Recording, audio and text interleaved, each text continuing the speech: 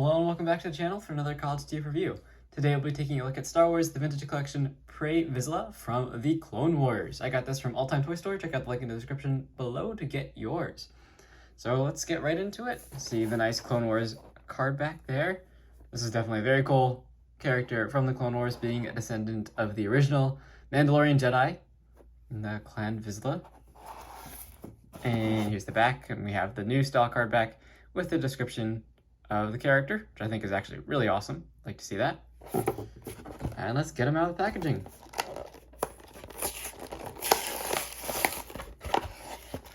Of course, Vizsla was the leader of Death Watch in the Clone Wars and wielder of the Darksaber.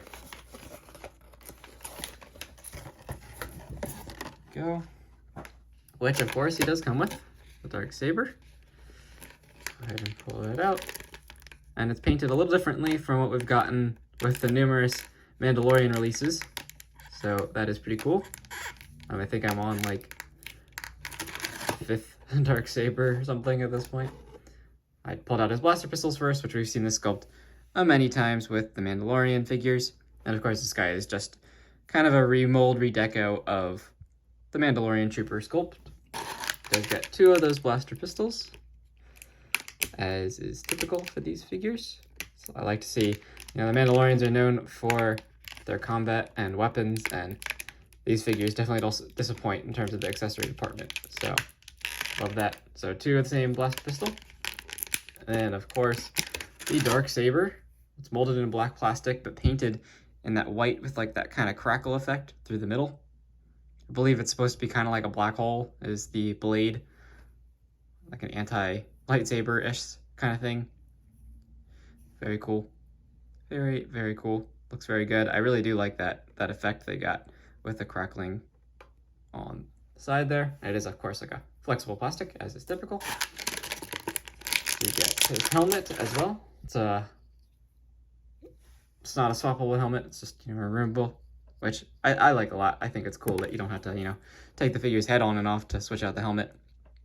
I think it's pretty cool when they actually get the scaling right on these, and this looks really well done. You can see the asymmetric antenna design there. Looks really good. Very nice paint apps on this as well. And of course, let's get the figure out himself. He does actually have another accessory on him, that being his jetpack. So let's get that out kind of carefully. It is stored kind of funny. All right, there we go. And let's take a look at Vizsla here. You can see, wow, that head sculpt looks really good. It's kind of funny using the photoreal, in my opinion, on a CGI character, but they did it really well. He looks phenomenal. He actually looks even more realistic. You can see the scar on his face there. Very nice. Of course, the nice emblem on his chest there in blue, and that metallic Beskar underneath. So he has like that bluish colored undergarment there. Nice detail on the wrist gauntlets, both sides. Very typical of what we've seen. There's different paint apps, and he does have, I believe this is a new jetpack sculpt. It looks really nice. Now I don't think this missile is actually removable. It is made of a different plastic, but I don't think you can actually pull it out, which is a little disappointing. I mean, it would have been nice if you could launch that missile, but of course you can take off the jetpack, and it uses our universal slot. So if you actually want to do a custom or something, or give a different Mandalorian figure that jetpack, you could. And it should be compatible with the flame effects that we've gotten with Boba Fett and the Dark Troopers. So if you wanted to give him those, you certainly could. Now, in terms of articulation, this is the same as all of our other figures, at least it should be. So a double ball joint there at the head, so all articulation you need there. Now the shoulder pads are a nice soft flexible plastic, so they don't get in the way. And you get all the articulation there. I've already gone over this many times, so this figure is fully decked out in all articulation. The one thing to remember with these guys is they actually have 2 waist swivel points. So you have the upper ball joint one, which pivots and rotates, and then you also have a lower swivel joint, which is pretty useful for getting very dynamic poses. He's got the modern style hips and everything. So very, very nicely done figure. Definitely in the articulation department. Not very much more I could want from a 3.75 inch figure. This guy's pretty perfect. I do believe actually they may have, no, I think the feet sculpt are the same. It's just the paint they use is different. So overall, it's the exact same mold that we've seen before, just with a new head sculpt and a new jetpack, I believe, and some different paint apps, obviously. So let's see how the helmet fits. Give it a little squish. Just helps soften the plastic a little bit, and it fits on there. No problem. Looks fantastic. Look at that.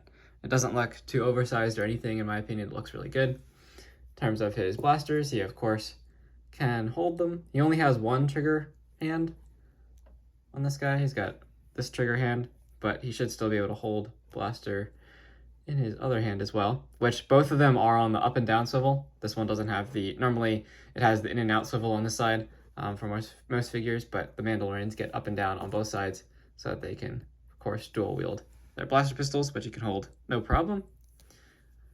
And then, of course, they can store in his holsters. They fit in there much better, I would say, than some of the previous sculpts. Some of the previous figures, it was really tight fit to get the pistols in there. On this guy, they fit just right. Not gonna fall out, but then also definitely easy to get out. And of course, his main weapon is the Darksaber. The only thing I wish this guy came with was an unlit Darksaber. We haven't gotten that in the vintage collection, because that would be nice if he could, I think on the show he straps it on the back of his jetpack there or something. It would have been nice to get an unlit Darksaber hilt, but nonetheless, certainly a very, very nice figure.